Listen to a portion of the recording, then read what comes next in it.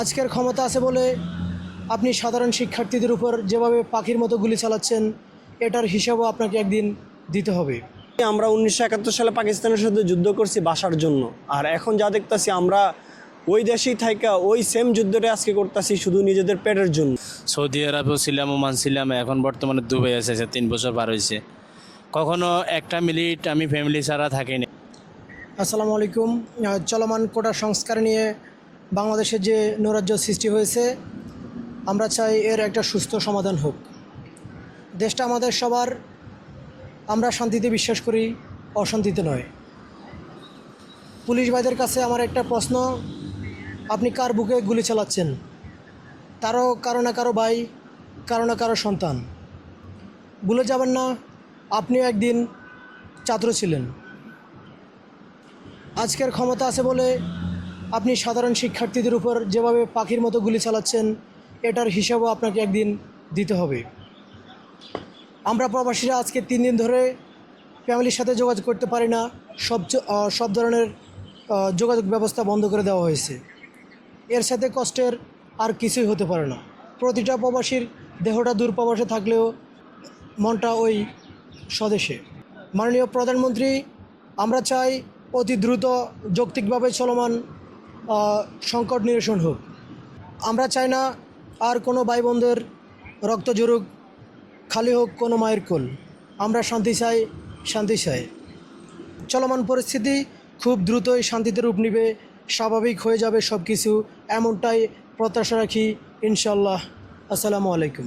যারা আজকে লড়াই করতেছে এরা কার জন্য করতেছে?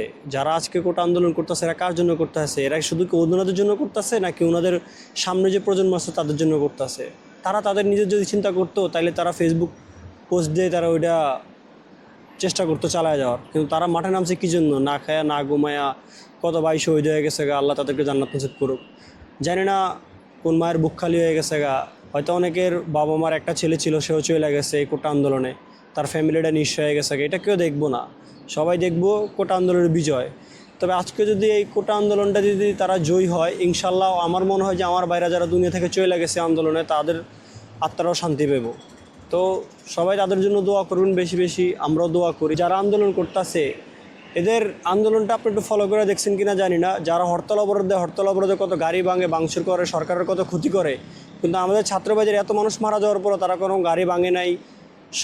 সবসময় সর্বদাই চিকিৎসকদের পাশে ছিল, এবং কি যারা অ্যাম্বুলেন্সে অসুস্থ রোগী তাদেরকে যাওয়ার ব্যবস্থা করে দিচ্ছে, যারা প্রবাসে আসার জন্য টিকিট কেটে রাখছে, এয়ারপোর্টে আসার জন্য সহযোগিতা করছে। এখন যে পয়েন্টটা দেখতেছি সবচেয়ে বড় যে পয়েন্ট হলো, এরা কি চায়? এদের কারো বাবা বাহিরে, কারো ভাই বাহিরে, এরা এদের বাবার সাথে ঈদ করতে পারে না, এদের বাবার সাথে ঠিক মতন স্কুল মাদ্রাসায় যেতে পারে না। এরা কী কারণে পারে না? এদের একটাই কারণ, এদের বাবা কর্মের তাগিদে বাহিরে আসছে টাকা কামানোর জন্য। কেন আজকে যদি আমাদের দেশে যদি ওই চাকরির কোটাটা ঠিক থাকতো, তাহলে এরা বাইরে আসা লাগতো না, এরা দেশেই কাজ করতে পারতো, ছেলে সন্তানে থাকতে পারতো। কি আমরা 1971 সালে পাকিস্তানের সাথে যুদ্ধ করছি বাসার জন্য, আর এখন যা দেখতাছি আমরা ওই দেশেই থাইকা ওই সেম যুদ্ধটা আজকে করতেছি শুধু নিজেদের পেটের জন্য। তাই দেশটা এখন কই গিয়ে দাঁড়াইছে আপনারা একটু চিন্তা ভাবনা করেন। তবে আশা করি একটা কথা বলতে চাই, কি দেশে অতি শীঘ্রই ইনশাআল্লাহ শান্তি ফিরে আসবো। কী লাভ একটা মায়ের বুক খালি করে? কোনো লাভ নাই। তো আপনারা অল্পতে সমঝোতা করেন, যা পারেন আপনারা আসে বলেন। আর তার থেকে বড় বিষয় হলে গিয়ে প্রবাসীদেরকে নিয়ে কিছু বলতে চাই। প্রবাসীদেরকে নিয়ে বলার হয়েছে একটা জিনিস, যে সারাদিন কাজ করে আসার পরে 12 ঘন্টা 13 ঘন্টা কাজ করে আসার পর যেন ফ্যামিলির কল দিয়ে যখন তাদের সাথে কথা বলি, দিনের যত ক্লান্তি আছে সব দূর হয়ে যায়। কিন্তু আজকে 3টা দিন হয়ে গেল গা, কেউ কারো বাবার সাথে কথা বলতে পারছে না, মার সাথে কথা বলতে পারছে না। কত প্রবাসীর বাবা মা মারা গেছে, কত প্রবাসীর ভাই বোন হসপিটালে ভর্তি হয়ে আছে, তারা দেখতে পারতেছে না, কথা বলতে পারতেছে না, যোগাযোগ করতে পারতেছে না। এই দেশের প্রবাসীর টাকা দিয়ে বাংলাদেশে অনেক ফ্যামিলি চলতেছে। এরা না পারতেছে টাকা পয়সার লেনদেন করতেছে, না পারতেছে ফ্যামিলির সাথে ভালো মন্দ কথা বলতে। কে ভালো আছে, কে খারাপ আছে, কার ভাই চলে গেছে দুনিয়া থেকে, কার ভাই বেঁচে আছে, তারা কোনো খবর নিতে পারতেছে না। তবে আমি মনে করি যে মানুষের একটা অভিশাপ আছে। আল্লাহ বলছে না যে কুল্লে নাফসিন জায়কুতুল মাউত, মৃত্যুর স্বাদ সবার একদিন গ্রহণ করতে হবে। তো ফেরাউন নমরুদ দুনিয়া থেকে চলে গেছে, আর যারা আজকে এইসব নিয়ে নির্যাতন করতেছেন বা অন্যায়ের পক্ষ নিতেছেন, তারাও ইনশাল্লাহ একদিন না একদিন আল্লাহ এটার একটা পরাজিত করব। আর সত্যের জয় হইব ইনশাল্লাহ। এরা যদি খারাপ কিছু করে থাকে তাহলে এদের জয় হইব না।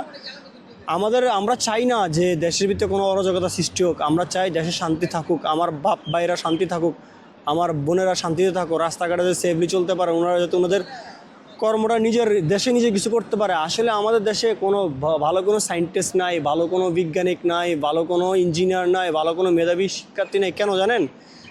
হ্যাঁ, ভালো হয়, এরা হওয়ার পরে এদেরকে বাইরের রাষ্ট্রে হায়ার করে নিয়ে যায়, কারণ আমাদের দেশে এদেরকে মূল্য দিতে পারে না। তো এদের যে একটা বেতন বা এদের যে একটা ভ্যালিউ বা এদের মেধার যে একটা দাম আছে, এটা কেউ দিতে পারে না। তবে আমি মনে করি যে সরকার চাইলে এটা জিনিসটা করতে পারে। কেন আমরা অন্য দেশেতে হায়ার করে ইঞ্জিনিয়ার হায়ার করে আমরা বাংলাদেশে আই না আর ওই বড় বড় বিল্ডিংয়ের কনস্ট্রাকশন করে? কী কারণে? আমাদের দেশও আছে, আমাদের দেশেও বহুত বুদ্ধিজীবীরা ছিল, আছেন। তবে একটা কথাই বলতে চাই, বঙ্গবন্ধু একটা কথা বলে গেছিল যে আমি পাকিস্তানিরা সব ভালোদেরকে নিয়ে গেছে, আমার কাছে সব চোরের খুনি রেখে গেছে। যে দেশ স্বাধীন করেই মনে করেন যে কথা বলে যেতে পারে, তাহলে এই দেশ নিয়ে আর কিছু নতুন করে রিপ্রেজেন্ট করার মতন কোনো কিছু নাই। তবে একটা কথাই বলতে চাই যে যদি আপনারা সবাই যদি মনে করেন যে বঙ্গবন্ধু আদর্শে চলতে চান, তাহলে বঙ্গবন্ধু যেভাবে দেশের জন্য জান দিছে বা দেশের জন্য নিজের রাতের ঘুম হারাম করছে, আপনারা ওইভাবে করেন। আপনারা কেন উল্টাভাবে নিতে চান? আপনারা বঙ্গবন্ধু আদর্শে চলতে চাইলে বঙ্গবন্ধু আদর্শের মতন চলেন না কেন? কই, আমিও দেখতেছি না তার কোনো আদর্শ। সে তো বাইরে থেকে ত্রাণ নিয়ে আসতো দেশের মানুষ গরিবদের যাওয়ার জন্য, সে গরিবকে বাঁচানোর জন্য। ভাষার সাধারণ একটা ভাষা, আমাদের ভাষা, যে ভাষার জন্য হাজার হাজার লক্ষ লক্ষ মানুষ শহীদ হয়েছে, তো সে একটা ভাষার জন্য যদি এত কিছু করতে পারে, তাহলে আপনারা কি করতেছেন? আপনারা তো তার তুলনায় কিছুই করতেছেন না। আসলে কথায় আছে না, মানুষ চলে যায় তার কথা থেকে যায়। সে কিছু কথা বলে গেছিলো যেগুলো আজকে আমরা বাস্তবায়ন দেখতেছি। তবে সত্যি কথা বলতে কি, যে এখন যেই নির্যাতনগুলো চালানো হইতেছে, এগুলা একদম গায়ের জোরে চালানো হইতেছে। তবে একটা কথা বলি কি, সব কিছুর একটা শেষ আছে, তবে অতি শীঘ্রই এই শেষটা হওয়ার দরকার। একটা কথা বলতে চাই যে আপনারাও যদি দেশের ভালো চান, আপনারাও মনে করেন যে এটার সাথে একমত হন। আর যদি আপনাদের মনে হয় যে না, দেশটা ওদের, ওরা যুদ্ধ করুক, ওরা পড়াশোনা করছে, ওরা কোটা পাক না পাক এটা ওদের পার্সোনাল ম্যাটার, তাহলে আমি মনে করবো আপনার চুপ থাকাটাই সবচেয়ে বেটার। সবার জন্য দোয়া করি, আমার বাইরে যারা শহীদ হয়েছেন বা যারা এখন রাজপথে আছেন, যারা অসুস্থ আছেন, সবার জন্য সুস্থতা কামনা করি। আল্লাহর জন্য তাড়াতাড়ি এই জিনিসগুলো সমাধান করে দেয়। তবে আল্লাহর কাছে দোয়া করি, ইনশাল্লাহ আল্লাহ ভালো কিছু করব। ইনশাল্লাহ যখন বলছি, আল্লাহ আলহামদুলিল্লাহ তো পরিবর্তন করবো ইনশাল্লাহ। সবাই ভালো থাকবেন। আসসালামু আলাইকুম। আজকে বিগত আমি 10-11 বছর বিদেশে করতেছি, প্রবাসে ছিলাম, সৌদি আরবেও ছিলাম, ওমান ছিলাম, এখন বর্তমানে দুবাই আছে, 3 বছর পার হয়েছে। কখনো একটা মিনিট আমি ফ্যামিলি ছাড়া থাকি নাই, ফ্যামিলির সাথে সবসময় আমার যোগাযোগ ছিল। আজকে 3 দিন ধরেই আমার মা কেমন আছে, বাবা কেমন আছে, আমার ছেলে মেয়ে বউ বাচ্চা কেমন আছে, আমি খোঁজখবর নিতে পারি না। এর জন্য আমি খুব একটা টেনশনে আছি। তো আমি একটা কথাই বলবো, যত দ্রুত সম্ভব বাংলাদেশে ইন্টারনেট চালু করে দিয়ে বাংলাদেশের সব ব্যবস্থা আগের মতন ঠিক হয়ে যাক। আর ছাত্ররা তো খারাপ কিছু বলে না, ওরা ওদের ওদিকে চাইছে। কোটা সংস্থা যেটা, সেটা হলো ওরা তো খারাপ কিছু বলে নাই। ওরা তো যে যার যে যোগ্যতা যতটুকু, সে ততটুকু যেতে পারবে। এখন কোটা যদি যে এটা সমাধান না হয়, আর ওরা তো খারাপ কিছু বলে না, এইভাবে ওদেরকে গুম, হত্যা, মারপিট, কি বলবো, দেশের পরিস্থিতি এখন খুব খারাপ। কালকার নিউজে দেখলাম যে দেশে প্রধানমন্ত্রী শেখ হাসিনা নাকি আপনার সেনাবাহিনী মোতায়েন করছে। যাক করছে, ভালো কথা। যে সেনাবাহিনী যে আমাদের আস্থা, আমাদের রক্ষা করবে, ওরা তো আর আমাদের ভাই বোনদের উপর গুলি চালাবে না। অবশ্যই ইনশাল্লাহ আমরা ভালো কিছু আশায় অপেক্ষায় আছি, সেনাবাহিনী ভালো কিছু করবে। তো ইনশাল্লাহ। তো আমি এই পর্যন্তই আমার বক্তব্য রাখলাম।